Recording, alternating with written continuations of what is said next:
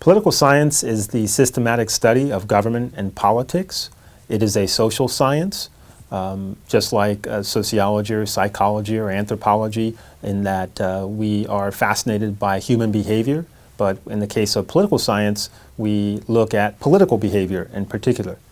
Political science has often been defined as who gets what, when, where, and how. Political science is about power relationships. Why should one study political science? Political science is fascinating. It's about people. Politics impacts our lives directly and indirectly, whether we're aware of it or not. If there's a crime that takes place, one calls the police, that's government. If there's a fire that takes place, one calls the fire department, that's also government. The military is government as well. Our civil liberties, our rights, that impacts us on a daily basis. So if one happens to get pulled over by a police officer, for example, what are their legal rights in that kind of situation? The question of textbook costs and so on and so forth. These are actually fundamentally political decisions that are made by politicians, by elected officials. Political science is a very broad discipline.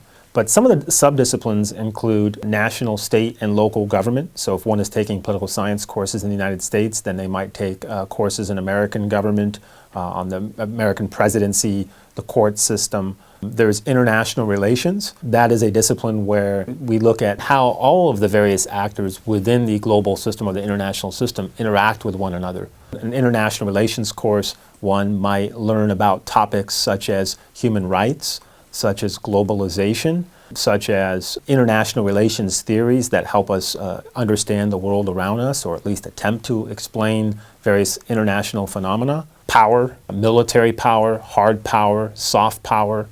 Another area that one might study within international relations would be foreign policy decision making. And in fact, one can take courses at most American college universities and college universities indeed throughout the world in studying the foreign policy of particular countries. Another subdiscipline within political science is political theory and or political philosophy. And in those courses, one would study some of the great thinkers throughout human history who have grappled with tough political philosophical questions about the nature of power, about the nature of human beings, and also really get into discussing various ideas and many of the isms, socialism, communism, Islamism, feminism, and so on. Another subdiscipline of political science is comparative government and politics. In comparative politics courses, we discuss and analyze the various political systems around the world.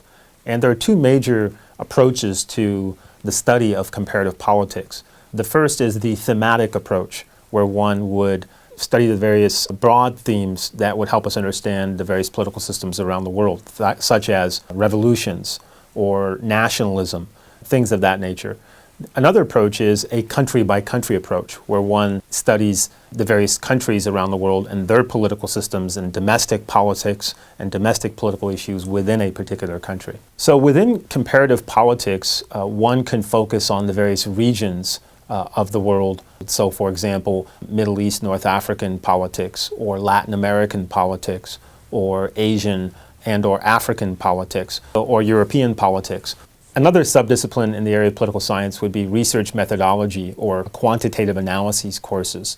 And that's actually sort of the science part of political science, where one would utilize numbers to understand, explain, and predict political behavior. There are many things that one can do with a political science major in terms of career options. One could work for government at the federal, state, or local levels. One could work for the United Nations or other international governmental organizations.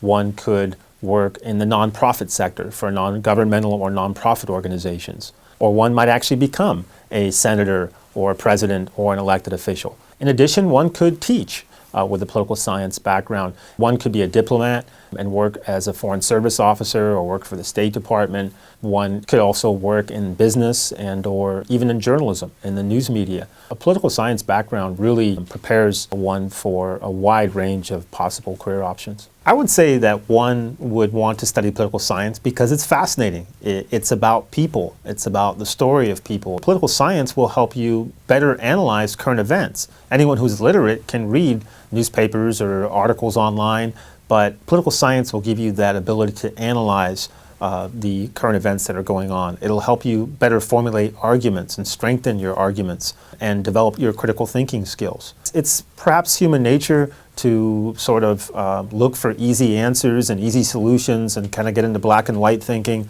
But what political science will do for someone is actually get you to understand that there are shades of gray and that there's nuance. And it's the world around us is not just black and white. And again, political science is a social science, so it's about people, and any social scientist finds the study of people fascinating. If you would like to learn more about your legal rights, if you would like to learn more about the Constitution, the United States Constitution that impacts you every day, then political science might be for you.